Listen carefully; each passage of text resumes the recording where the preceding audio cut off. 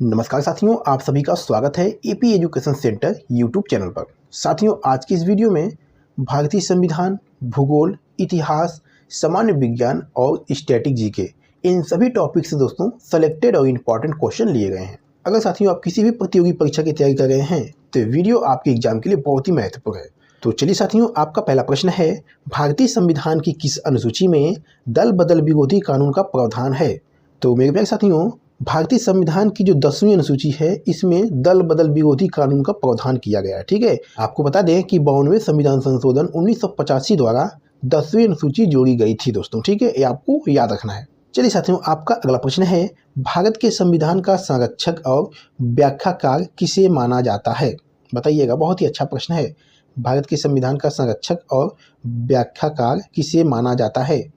तो साथियों, ये भारत का सर्वोच्च न्यायालय को माना जाता है। ठीक है, आपको याद रखना है। चलिए साथियों, आपका अगला प्रश्न है, भारत के महान्यायवादी कौन थे? Very very important question. इस प्रश्न का साथियों क्या आंसर बनने वाला है? भारत के महान्यायवादी कौन थे? तो इस प्रश्न का दोस्तों सही आंसर हो जाएगा ऑप्शन ए, MC सीतलवार। आपको बता दें साथियों कि MC सीतलवार जो है ये 1950 से, ठीक है दोस्तों, ये 1950 से 1963 तक भारत के सबसे लंबे समय तक रहने वाले प्रथम महान्यायवादी थे दोस्तों। ठीक है, ये आपको याद रखना है। चलिए साथियों, आपका अगला प्रश्न है, भारत के संविधान में प्रस्तावना में संशोधन किस वर्ष किया गया था? बताइएगा, इस प्रश्न का सही आंसर क्या बनेगा? भारत के संविधान में प्रस्तावना में संशोधन किस वर्ष किया गया था? तो साथियों ये 1976 में किया गया था। आपको बता दें कि 42वें संविधान संशोधन 1976 के तहत प्रस्तावना में 3 शब्द दोस्तों जोड़े गए। ठीक है, समाजवादी, धर्मनिरपेक्ष और अखंडता जोड़े गए थे दोस्तों। ठीक है, ये आपको याद रखना है। चलिए साथियों, आपका अगला प्रश्न है, राज्य के नीति निर्देशक तत्व यानी DPSP किस देश के संविधान से लिए गए हैं? तो मैं कहूँगा साथियों ये आयरलैंड के संविधान से लिए गए हैं। ठीक है, आपको साथियों बता दें, संविधान के भाग 4 अनुच्छेद 36 से 51 में दिए गए नीति निर्देशक सिद्धांत आयरलैंड के संविधान से प्रेरित है। ठीक है, ये आपको याद रखना है। चलिए साथियों, आपका अगला प्रश्न है, विश्व का सबसे बड़ा नदी द्वीप माजुली द्वीप किस नदी पर स्थित है? तो साथियों ये ब्रह्मपुत्र नदी पर स्थित है। ठीक है, चलिए नेक्स्ट क्वेश्चन है, माउंट एवरेस्ट को नेपाल में किस नाम से जाना जाता है? तो साथियों माउंट एवरेस्ट को नेपाल में सागरमाथा के नाम से जाना जाता है। सागरमाथा का दोस्तों अर्थ होता है आकाश का भाल यानी आकाश का माथा। ठीक है, ये आपको याद रखना है। चलिए नेक्स्ट क्वेश्चन है, भूकंप की तीव्रता मापने के लिए किस पैमाने का प्रयोग किया जाता है? तो साथियों भूकंप की तीव्रता मापने के लिए रिक्टर पैमाने का प्रयोग किया जाता है। ठीक है, चलिए नेक्स्ट क्वेश्चन है, भारत में मानस राष्ट्रीय उद्यान किस राज्य में स्थित है? तो मेरे प्यारे साथियों, भारत में मानस राष्ट्रीय उद्यान जो है ये असम राज्य में स्थित है। आपको बता दें, असम का मानस नेशनल पार्क एक यूनेस्को विश्व धरोहर स्थल है जो जंगली हाथियों और एक सींग वाले गैंडों के लिए प्रसिद्ध है दोस्तों। ठीक है, चलिए साथियों नेक्स्ट क्वेश्चन है, विश्व की सबसे बड़ी नमकीन पानी की झील कौन सी है? यानी दोस्तों विश्व की सबसे बड़ी खारे पानी की झील कौन सी है? तो मेरे प्यारे साथियों ये कैस्पियन सागर है। ठीक है, चलिए साथियों, आपका अगला प्रश्न है, भारत में दैव शासन प्रणाली सबसे पहले किस अधिनियम द्वारा लागू की गई थी? बहुत ही अच्छा प्रश्न है साथियों। भारत में दैव शासन प्रणाली सबसे पहले किस अधिनियम द्वारा लागू की गई थी? मैं कहूँगा साथियों ये 1919 का मोंटेग्यू चेम्सफोर्ड सुधार अधिनियम द्वारा लागू की गई थी। ठीक है, ये आपको याद रखना है। चलिए साथियों, आपका अगला प्रश्न है, प्रार्थना समाज की स्थापना 1867 में मुंबई में किसने की थी? तो साथियों प्रार्थना समाज की स्थापना जो है ये आत्माराम पांडुरंग ने किया था। ठीक है, चलिए साथियों, आपका अगला प्रश्न है, चौरी चौरा कांड किस वर्ष हुआ जिसके बाद गांधी जी ने असहयोग आंदोलन स्थगित कर दिया था? तो साथियों चौरी चौरा कांड जो है ये आपका 4 फरवरी 1922 को हुआ था। आपको बता दें कि 4 फरवरी 1922 को गोरखपुर के चौरी चौरा में हुए हिंसक घटना के कारण महात्मा गांधी ने असहयोग आंदोलन जो है वापस ले लिया था दोस्तों। ठीक है, ये आपको याद रखना है। चलिए साथियों, आपका अगला प्रश्न है, प्रसिद्ध अजंता की गुफाएं भारत के किस राज्य में स्थित हैं? तो साथियों अजंता की गुफाएं जो हैं ये भारत के महाराष्ट्र राज्य में स्थित हैं। आपको बता दें साथियों कि महाराष्ट्र के औरंगाबाद छत्रपति संभाजी नगर में स्थित अजंता गुफाएं बौद्ध कला एवं भित्ति चित्रों के लिए विश्व प्रसिद्ध है दोस्तों। ठीक है, ये आपको याद रखना है। चलिए नेक्स्ट क्वेश्चन है, विक्रम संवत की शुरुआत किस वर्ष मानी जाती है?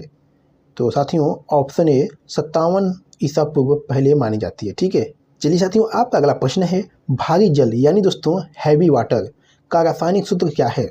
तो साथियों भारी जल का जो रासायनिक सूत्र होता है ये D2O होता है, यानी दोस्तों ड्यूटेरियम ऑक्साइड। ठीक है, चलिए साथियों नेक्स्ट क्वेश्चन है, मानव शरीर में इंसुलिन हार्मोन का निर्माण किस अंग में होता है? तो साथियों ये अग्नाशय में होता है। चलिए नेक्स्ट क्वेश्चन साथियों है, सौरमंडल का सबसे गर्म ग्रह कौन सा है? तो साथियों सौरमंडल का सबसे गर्म ग्रह दोस्तों शुक्र ग्रह है। ठीक है, चलिए आपका अगला प्रश्न है, जल में घुलनशील विटामिन कौन कौन सी हैं? बताइए, जल में घुलनशील विटामिन कौन कौन सी हैं? तो ऑप्शन बी विटामिन बी और सी दोस्तों है। ठीक है, चलिए साथियों नेक्स्ट क्वेश्चन है, आवर्धन कांच में किस प्रकार के लेंस का उपयोग किया जाता है? तो साथियों ये उत्तल लेंस का उपयोग किया जाता है। ठीक है, चलिए आपका अगला प्रश्न है, राष्ट्रीय डेयरी अनुसंधान संस्थान कहाँ स्थित है? तो साथियों ये हरियाणा के करनाल में स्थित है। ठीक है, चलिए नेक्स्ट क्वेश्चन है, कथक जो है किस क्षेत्र का प्रमुख शास्त्रीय नृत्य है? तो साथियों कथक जो है ये उत्तर भारत यानी उत्तर प्रदेश का प्रमुख शास्त्रीय नृत्य है। ठीक है, चलिए आपका अगला प्रश्न है, विश्व व्यापार संगठन यानी WTO का मुख्यालय कहाँ स्थित है? बताइएगा, विश्व व्यापार संगठन का मुख्यालय कहाँ स्थित है? तो ऑप्शन बी जिनेवा में दोस्तों स्थित है। ठीक है, चलिए आपका साथियों अगला प्रश्न है, बांदीपुर राष्ट्रीय उद्यान किस राज्य में स्थित है? तो साथियों बांदीपुर राष्ट्रीय उद्यान जो है ये आपका कर्नाटक राज्य में स्थित है। आपको बता दें साथियों कि कर्नाटक में स्थित बांदीपुर प्रोजेक्ट टाइगर के तहत बनाया गया भारत का एक प्रसिद्ध बाघ अभ्यारण्य है दोस्तों। ठीक है, ये आपको याद रखना है। चलिए साथियों आपका अगला प्रश्न है, विश्व साक्षरता दिवस कब मनाया जाता है? तो मेरे प्यारे साथियों विश्व साक्षरता दिवस जो है ये 8 सितंबर को मनाया जाता है। ठीक है, चलिए साथियों नेक्स्ट क्वेश्चन है, भाखड़ा नागल बांध किस नदी पर बनाया गया है? तो साथियों ये सतलुज नदी पर बनाया गया है। ठीक है, चलिए साथियों आपका नेक्स्ट क्वेश्चन है, केंद्रीय आलू अनुसंधान संस्थान कहाँ स्थित है? तो मेरे प्यारे साथियों केंद्रीय आलू अनुसंधान संस्थान जो है ये साथियों आपका शिमला में स्थित है। आपको बता दें कि केंद्रीय आलू अनुसंधान संस्थान की स्थापना जो है साथियों ये 1949 में हुई थी। ठीक है, चलिए साथियों आपका नेक्स्ट क्वेश्चन है, नोबेल पुरस्कार कुल कितने क्षेत्रों में दिया जाता है? Very very important question. Nobel पुरस्कार कुल कितने क्षेत्रों में दिया जाता है? तो साथियों ये 6 क्षेत्रों में दिया जाता है। आपको बता दें कि ये भौतिकी, रसायन, चिकित्सा, साहित्य, शांति और अर्थशास्त्र यानी कुल 6 क्षेत्रों में प्रदान किया जाता है। ठीक है, ये आपको याद रखना है। चलिए साथियों आपका अगला प्रश्न है, यक्षगान किस राज्य का प्रसिद्ध लोक नाटक है? तो साथियों ये कर्नाटक राज्य का है। ठीक है, चलिए साथियों आपका अगला प्रश्न है, संयुक्त राष्ट्र संघ के पहले महासचिव कौन थे? ये प्रश्न दोस्तों बहुत ही महत्वपूर्ण है। संयुक्त राष्ट्र संघ के पहले महासचिव कौन थे? तो आपको बता दें साथियों कि UN के जो पहले महासचिव थे ये ट्रिगवी ली थे। ठीक है, ये आपको याद रखना है। कौन थे? तो ट्रिगवी ली थे जो संयुक्त राष्ट्र संघ के पहले महासचिव थे। ठीक है, ये आपको ध्यान देना है। तो मेरे प्यारे साथियों वीडियो कहीं पर समाप्त करते हैं। आज की वीडियो में बस इतना ही। अगर आपको वीडियो पसंद आई है, अच्छी लगी है तो वीडियो को लाइक और प्यारा सा कमेंट करके जरूर बताइएगा दोस्तों। ठीक है, तो चलिए फिर मिलते हैं आपसे अगली वीडियो में किसी महत्वपूर्ण टॉपिक पे। तब तक के लिए धन्यवाद।